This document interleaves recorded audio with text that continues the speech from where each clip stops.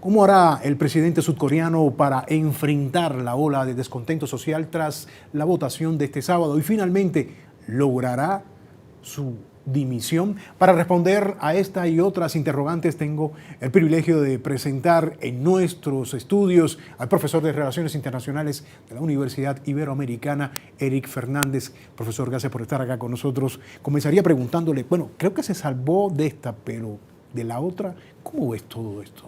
Una situación sumamente interesante que está transcurriendo de una forma inesperada, como fue lo que aconteció el anterior martes allá en Corea del Sur.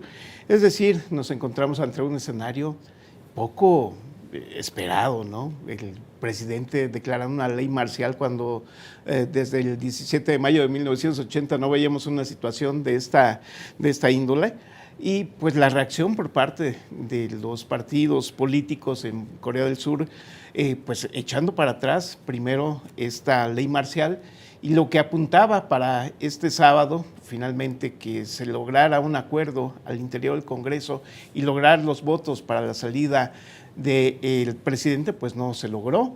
Esto no quiere decir que el teatro va a terminar ahí, es decir, va a seguir en los próximos días y lo que se espera para muchos de los analistas locales e internacionales es finalmente que el presidente dimita por las fuertes presiones que tiene, incluso dentro de su propio partido. Ahora, para muchos fue una sorpresa cuando vemos, porque estamos acostumbrados a ver una Corea del Sur muy estable, eso por un lado, pero por el otro, esto no fue de ayer para hoy, o sea, esto se venía dando, incluso en abril, cuando las elecciones pierde totalmente y la oposición gana terreno, claro, la mayoría en el Parlamento, o sea, que ya se venía dando esto, ¿no? Eso es bueno aclarar para que la gente diga, bueno, ¿y por qué pasó? ¿Pero cómo fue así? Que no se así es, Rey. Yo creo que tenemos un elemento para revisar todo esto, es decir, ¿dónde estaba centrado el ojo mundial? Y el ojo mundial estaba situado en otros espacios geopolíticos en ese momento,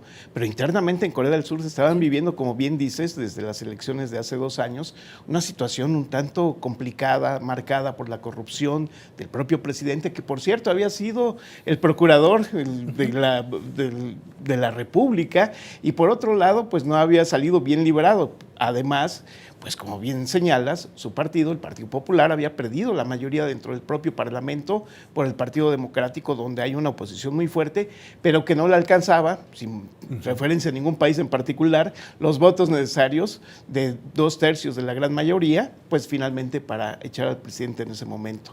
Libró el impeachment, libró este juicio político, pero lo que no va a librar es finalmente el juicio que a nivel del ejercicio político estaremos revisando en los próximos días, donde hay fuerzas, sobre todo internacionales, que están muy, muy presentes ahí.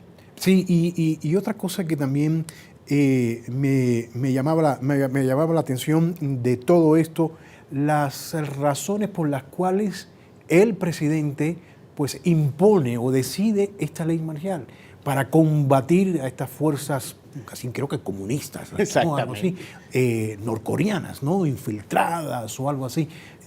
¿Son ciertas estas razones o fue algo que lo sacó así? Eso sí era lo sorpresivo, observar en ese momento que los dos razonamientos que él puso para echar adelante una ley marcial, primero tenían que ver pues con los opositores, y particularmente el Partido Democrático, que decía que estaba realizando acciones antiestatales, y por otro lado que estaban infiltrados por la gente de Corea del Norte, cuando finalmente no son posiciones tan cercanas entre el Partido Democrático y Pyongyang, es decir, no había mayor nexo en eso, por eso sorprendió, pero no los problemas derivados de la corrupción y los problemas del mal ejercicio de gobierno que ya se veían y estaban presentes en la mesa allá en Corea del Sur.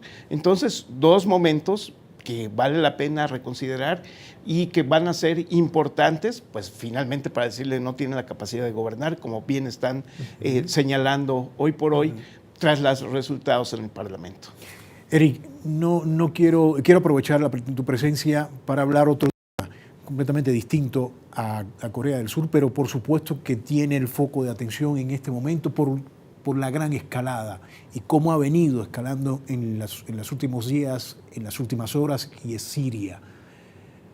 ¿Qué me dices de eso? Preocupante. Muy preocupante porque finalmente estamos viviendo las primeras horas del domingo allá en Siria y los reportes, los despachos que recibimos, particularmente en la zona de Damasco, es que finalmente los rebeldes están alrededor de 10 kilómetros rodeando esta zona de la capital siria.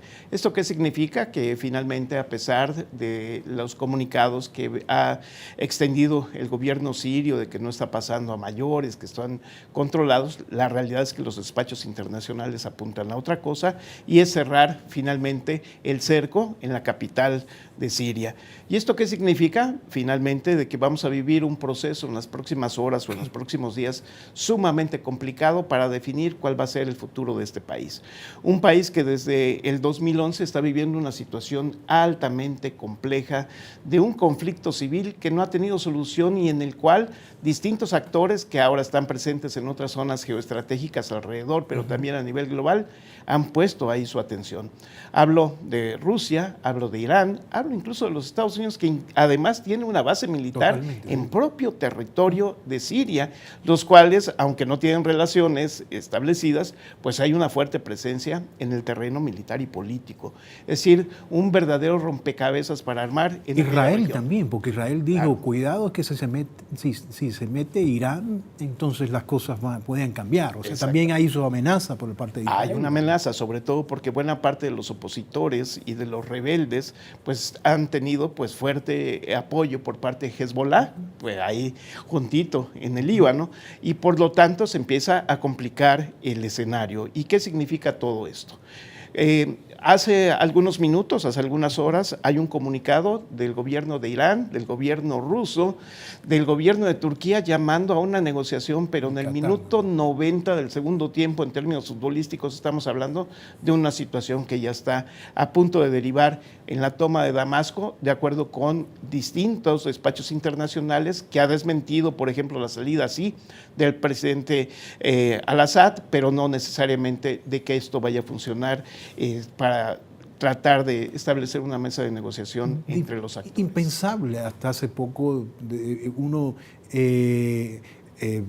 pues imaginar que Rusia finalmente terminara cediendo, o sea, porque ahí, o sea, para Siria era muy importante Rusia. Sin embargo, por supuesto, creo que también tiene que ver con las cuestiones que tiene en este momento su guerra con Ucrania, este desgaste de una guerra prolongada que finalmente pues llega a lo que estamos viendo, ¿no? Así es, yo creo que el papel de Rusia en este momento no tendrá tal fuerza como lo vimos desde el 2011 y particularmente cuando Estados Unidos rompe relaciones con Siria, que se convierte en un eje importante de cooperación entre Siria y Rusia, como lo estamos viendo en este momento, porque las preocupaciones de Rusia están en otro lado. Lo que sí es interesante también es una declaración del presidente electo de los Estados Unidos, que ha dicho que finalmente sí ven con preocupación lo que está pasando en Siria, pero que no se van a meter, dando a entender que finalmente, como dice, es un gran problema, es un gran desbarajuste, pero Estados Unidos, es decir, Trump, no se va a meter, dejando que pues lleven adelante pues otro tipo de acciones los actores rebeldes que están por tomar la capital de Siria. No, y hay que ver, por supuesto, en el contexto en que se da, en el marco en que se da esta situación, Gaza por un lado, una crisis humanitaria, esta guerra de Israel con Hamás y por supuesto lo del Líbano. Son muchísimas cosas, pero bueno, tendremos tiempo para conversar en otra oportunidad. Así es, y gracias con esta mirada de mundial, con mirador mundial. Muchas gracias. Era el profesor Eric Fernández de la Universidad Iberoamericana.